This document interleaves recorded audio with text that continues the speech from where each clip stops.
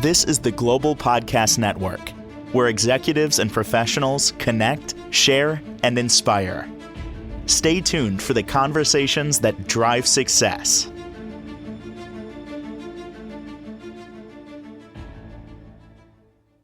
Welcome back, everyone. We're social creatures. We crave connection, relationships. Doesn't matter what kind of relationship that is. Could be personal, professional. How do we cultivate better relationships, communicate better, have stronger bonds of trust, have emotional resilience, how to resolve conflicts? That's all part of it as well. We're going to talk about all of that today. And he is a mental health and wellness coach, offers so much insight. Gurjit Singh is back on the program. How are you doing today? I'm doing well, Steve. How are you doing? Real good, real good. And this is such a universal, important topic to talk about. Many people just take it for granted when they're in a good relationship that just is flowing and it's working. You don't even think about why and how. Then those times where you have some challenges in your life with relationships, again, could be at work, could be at home, and then you're not really sure how to navigate through that. I got to believe communication is at the forefront of that. Would you say? Yes, Steve. Communication is the major aspect of any relationship. Would it be with our mother or a child, or at work, or domestic partner, or someone we're dating? So communication is essential for any relationship, personal, business. What's your what's your advice when there's a communication issue?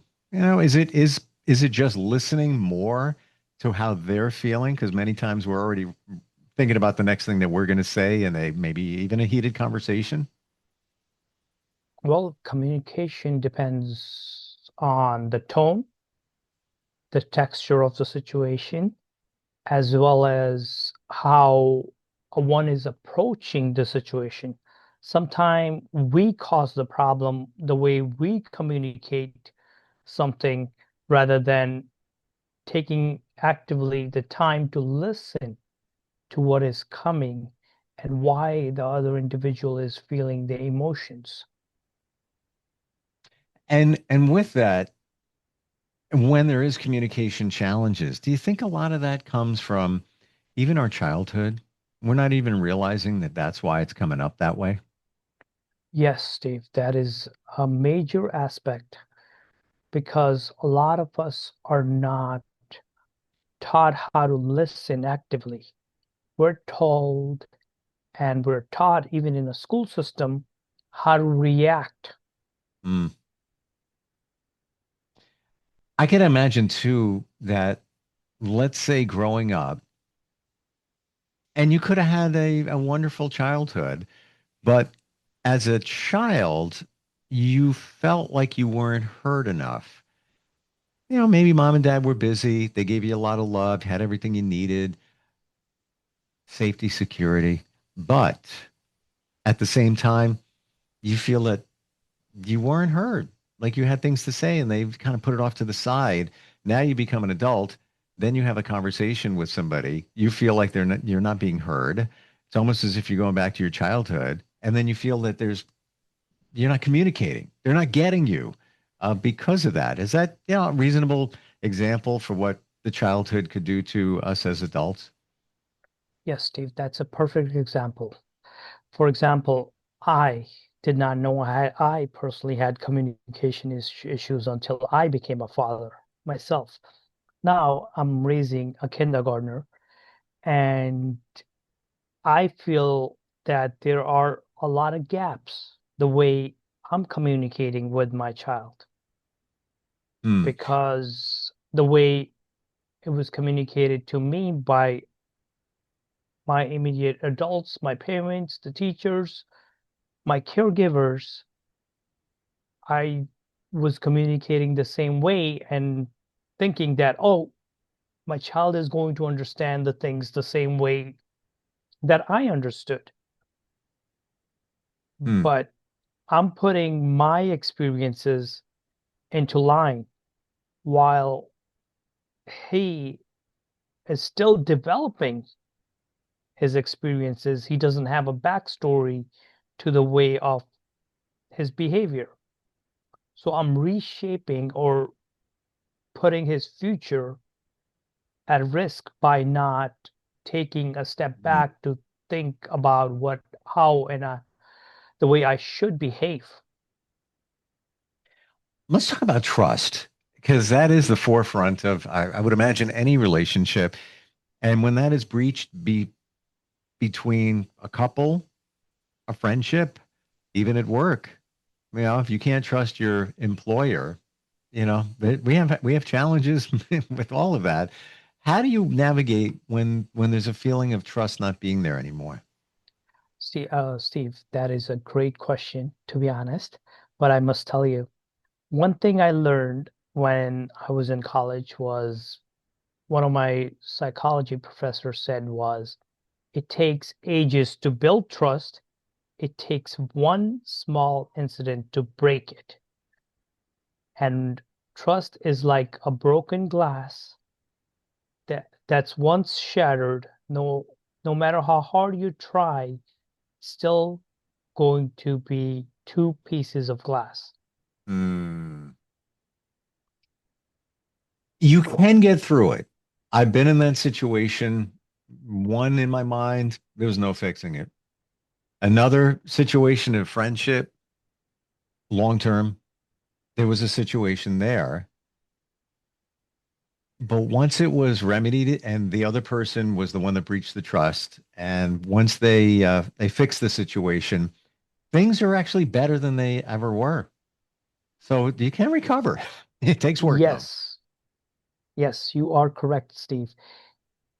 Um, like for example, you said long-term relationships and short-term relationships, they all have trust issues, but we need to make the effort to build that trust all over again and Mhm. put in the effort and to Yeah. show that, okay, for example, I made the mistake. First thing is apologizing, admitting that the mistake is made, and try to remedy it through mutual conversation, saying, okay, this happened.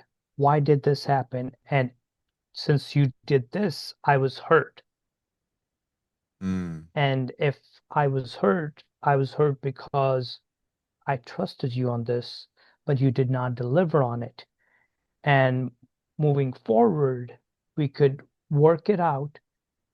First thing is verbalizing as well.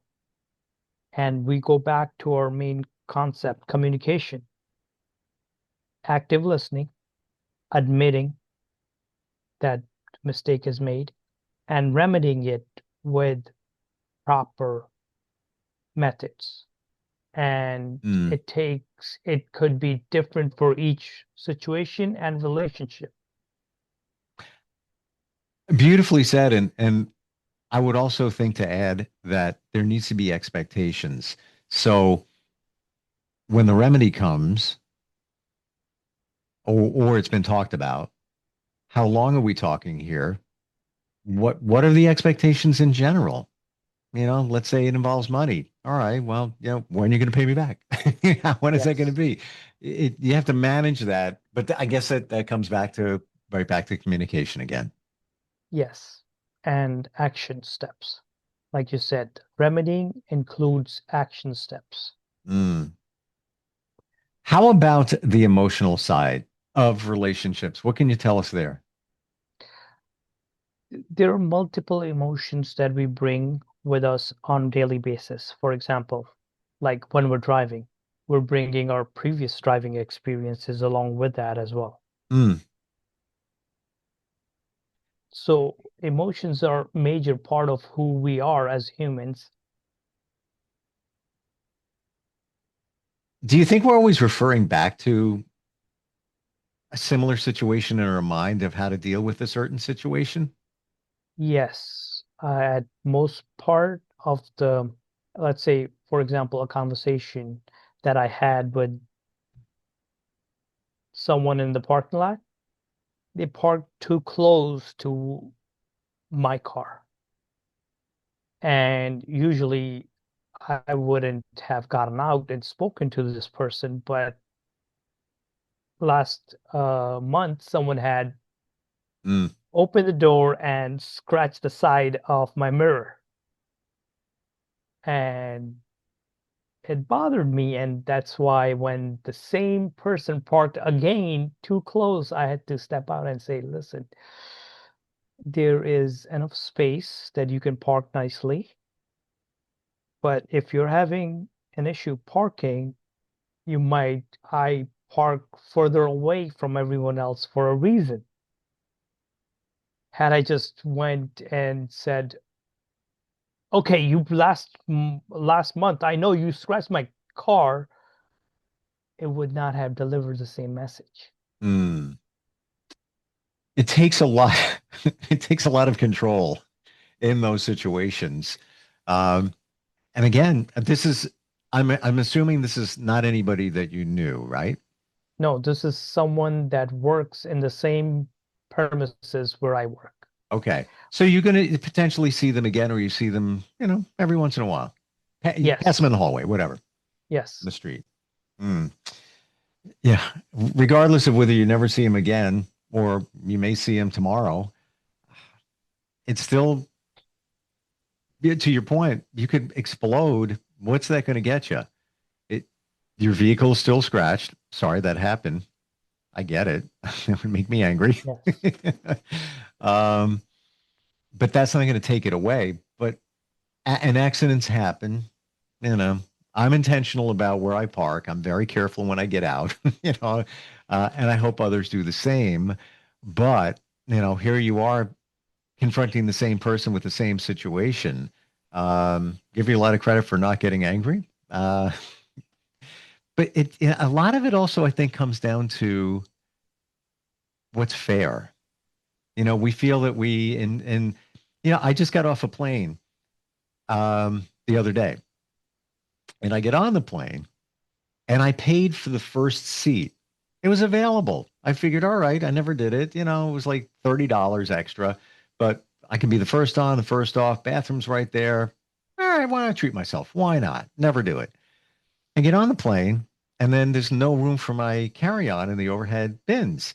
And this is a crazy story, by the way. I asked the flight attendant. He goes, "Oh, you're going to have to check that bag. There's no space." I'm like, "Sir, I believe if we move the other objects in this overhead bin right here, we'll have plenty of space. I don't know if you can do that." I said, "Please allow me." And I just turned around, carefully just moved some of the other things because people just throw them in there. They're not intentional about making it fit. Move things aside, put my bag up there. Everything's fantastic. What happened next was a little challenging. One of the passengers nearby got up and said that I was getting preferential treatment because of the color of my skin. I didn't even know what to say. And it turned into, this person was upset. All I did was, I'm going to just make a little bit of space. And that was it. The flight attendant could have done that. This person escalated to the point, and then he was done with me. Nothing else said. Started banging on the cockpit door. Pilot came out and took the person off the plane over nothing. He could have done the same exact thing. Pick another overhead bin and put your stuff in there. I could have gotten angry at him for what he said. At what point would that have served? I just leaned back on it, relaxed on it, and that's it. But emotions can get the best of us, can't them? Can't they? Oh, perfectly said, Steve. Perfectly said. Let me just add a next step to that. You said the person had to be taken off the plane. Had they controlled their emotions, they would have been on the same flight.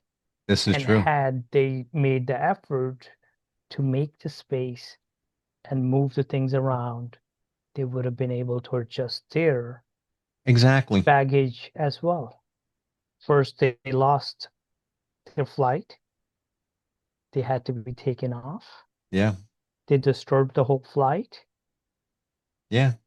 And unexpected stuff they said to you and try to play that you were getting preferences, which was unacceptable.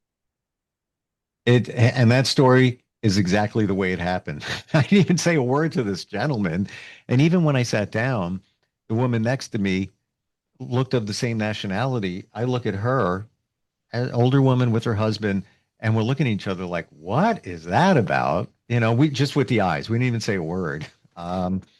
Yeah, but emotions can, and I get it, there's frustrations in life and it's very understandable, but how do we control the emotions? Any tips on, when we get triggered, we all do. What do we do? We have to take a deep breath right away Mm, and analyze what has happened. Like, for example, Steve, in your story, you said the person sitting next to you and you did not say a word to each other, took a deep breath and looked at each other mm, straight up and understood what it meant. yeah, yeah. Sometimes we need that nonverbal communication before the words come out of our mouth. And maybe in this situation, take a moment. And again, nobody's immune to it. We all have been there in those situations where you get frustrated, you get angry, but instead of immediately reacting, take a moment. I'm not perfect, but I could have certainly called this person out for what they said and said that's not true. I could have, and I didn't say anything because I didn't. There was nothing for me to say at that point. I just let it go and just let it play out as it did. I could have explained to that person, hey, listen, I just moved some things. Go find the next bin and do the same thing. I'm sure the space there or the one next to it. It's right there. Do it. Easy. I wasn't even going to go there because he already had an agenda, whatever it was. It's unfortunate it got the best of him because then he and his wife, had to get off the plane because his tempers flared. Yeah, not easy. The emotional part. Yes, emotional part is not easy even for anyone, even for the so-called expert psychologist, expert psychiatrist. In my professional life, I have seen psychiatrists practicing for years, Mm, teaching and preaching about emotional control, lose emotions on their patients for not being compliant. wow.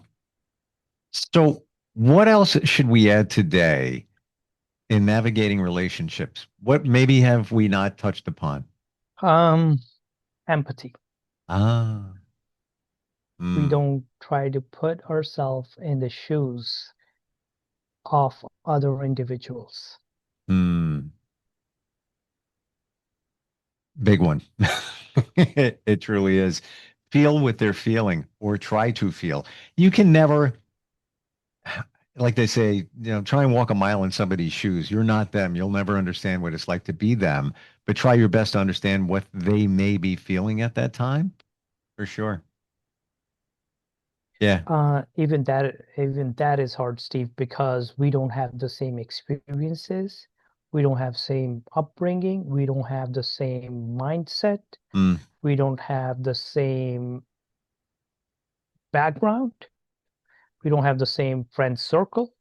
So that is why you just have to empathize to the best of your ability and to be able to empathize, we need to just remember that the person might that means we would treat others the same way we would like to be treated.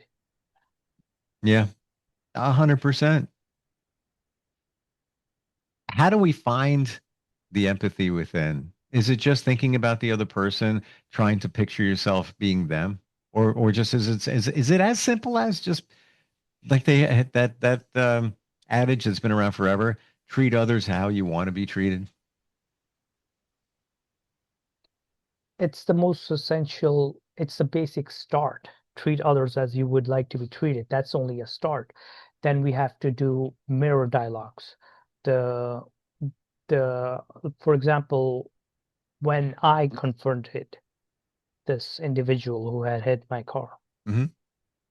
I knew I was pissed. I knew I was very upset. And I had to think. It took me, what, 4 weeks to actually walk up to them and say, listen, I want to talk to you about something. You've Mm. been parking too close and you already hit me once. Is there a reason you're parking this close when there's enough space available? Because that took a lot of reflecting on my end before I opened my mouth. Oh yeah. Yeah. And I have to say, Gurjit, a lot of courage to do that. Yeah. You know what I heard recently? And before we close today, I want to pick your brain on this. When you're in a challenging situation, somebody says something to you, it's hurtful. I think that it's the phrase is that really what you mean?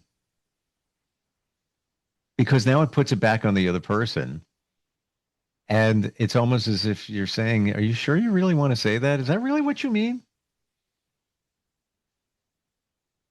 Yes, that is a perfect example, Steve, because I'll give you a great example.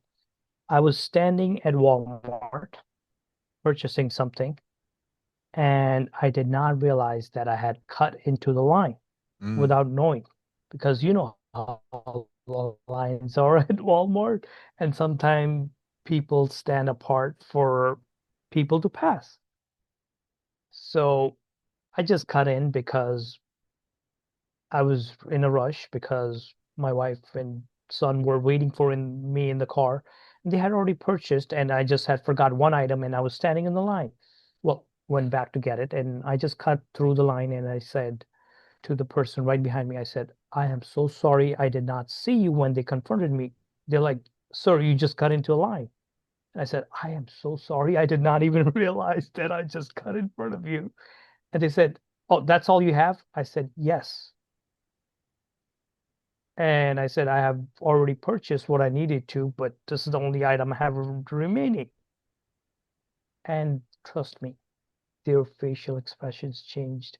Instead of an anger, there was a smile on their face. mm. I think And the partly, person that was ahead of me said, please go ahead. You only have one item.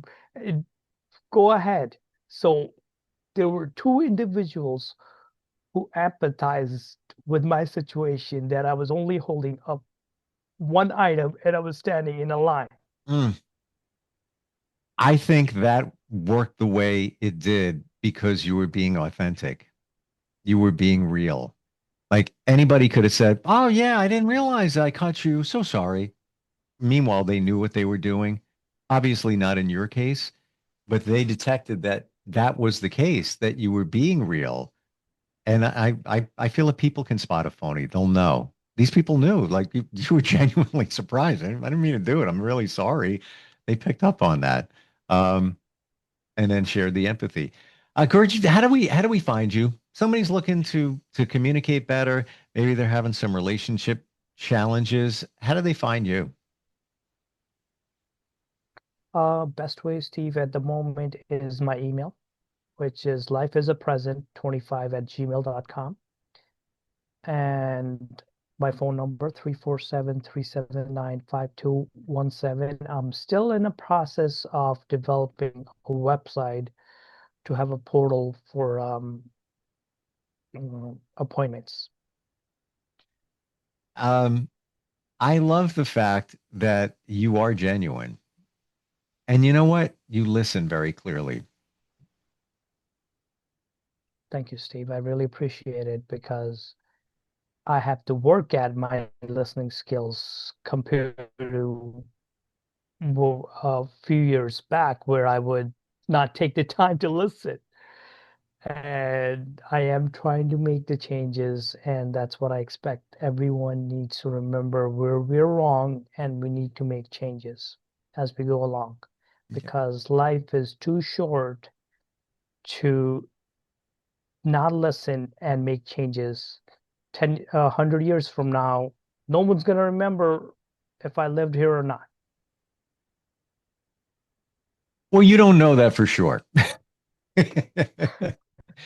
But yeah, it's yeah, listening I think is now your superpower because even my situation, you stopped, you paused after listening, you analyzed, and I appreciate that. I appreciate you. Thanks for being here today. We'll catch up soon, okay? Thank you, Steve. Appreciate it. Thank you. Thanks for being here. We'll be right back. This is the Global Podcast Network, where executives and professionals connect, share, and inspire. Stay tuned for the conversations that drive success.